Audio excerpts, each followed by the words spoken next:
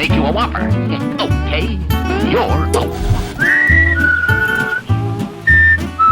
Hey dummies, welcome back to Game Baking, a show where I discuss and dissect the creation of a video game from scratch while taking on the One Game a Month challenge. For the month of April, I participated in Ludum Dare 48 and made a dumb bomb game that sucks.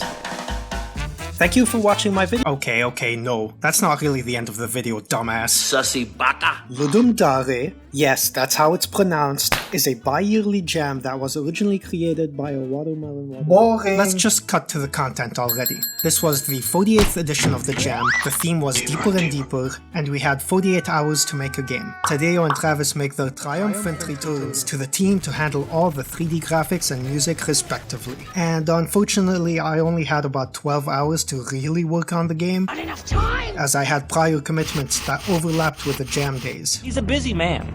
A very busy man? The theme. So what's the first thing you think of when you hear Deeper and Deeper?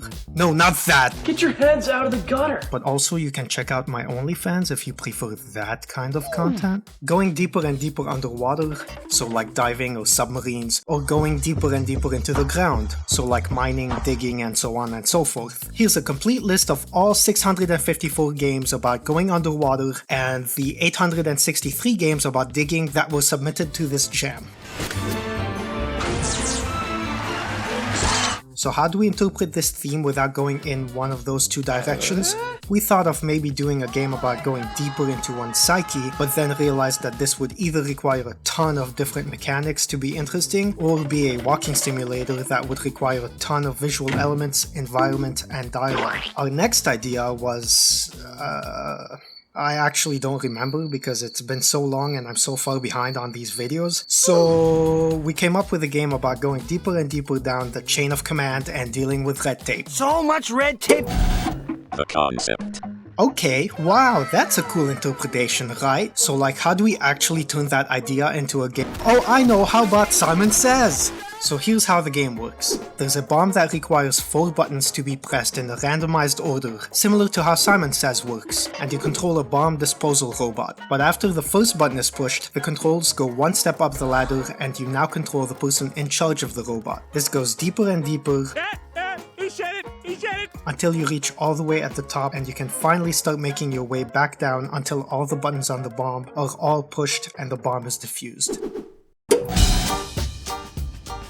Good day, I'm Dr. Gamedev. What do I have a doctorate in, you ask? Crappy gameology, of course. I was the most qualified for it, and I'm definitely not wearing this mask so I can dub over this footage. Now, instead of asking you to subscribe or join my Discord, I thought it would be fun to try a little experiment this time around. Let's confuse the people who haven't watched up to this point yet by commenting a variation of the following sentence in the comment section below, but replace the timestamp with a random time between 001 and 7:38. The meat.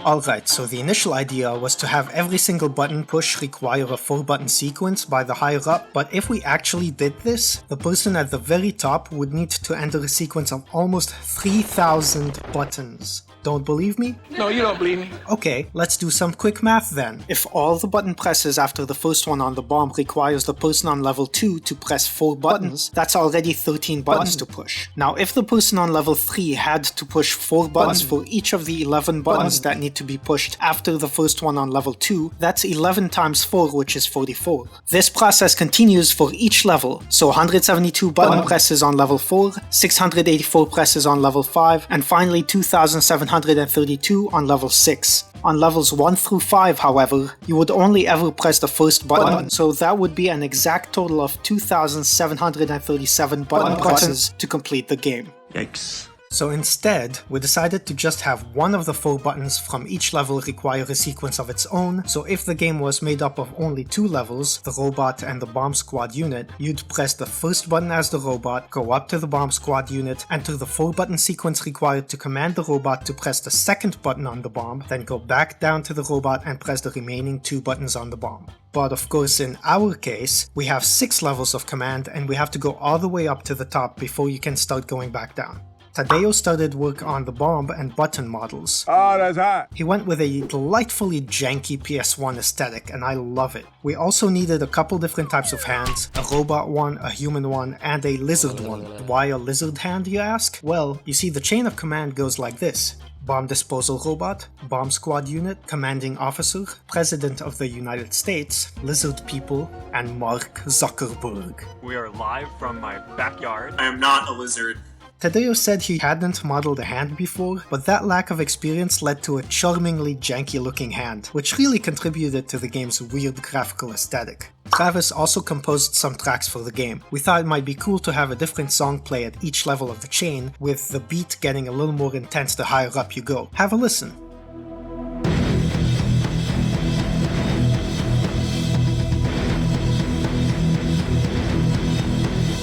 I programmed the hand to move left and right using the arrow keys or mouse movement and made it go down to press a button using the spacebar or left mouse button. Instead of doing any position-based calculations for what button to press, I literally just placed a box collider on the finger and made a check for collisions with the button colliders. Easy peasy, lemon squeezy. When the game starts up, it generates the initial combination for the Simon Says sequence, then generates a combination to represent each of the 4 buttons in each of the following levels. That's a total of 21 combinations generated, and when the hand presses a button, it checks the button against the sequence to see if you press the right button in the right order. Once the first button is pressed, the game camera moves up by level and the controls switch to the hand in that level. The process repeats itself until you're at the top. Once you've entered the 4 buttons in the right order at the top, the second button in the previous level is automatically pressed and you start making your way down to press the remaining 2 buttons in each level sequence. If you get a button wrong, the sequence in that level is reset and you have to make your way back up through the chain of command again. That's super frustrating. I also added a small shaking animation using DoTween that plays when you press the wrong button. Next, I put together some simple panel backgrounds for each level, leaving a space for the required combination and a space for the list of button combinations. I then created a canvas interface that displays the button combinations for each level and attached the UI camera to a render texture so that I can display it on each level's panel.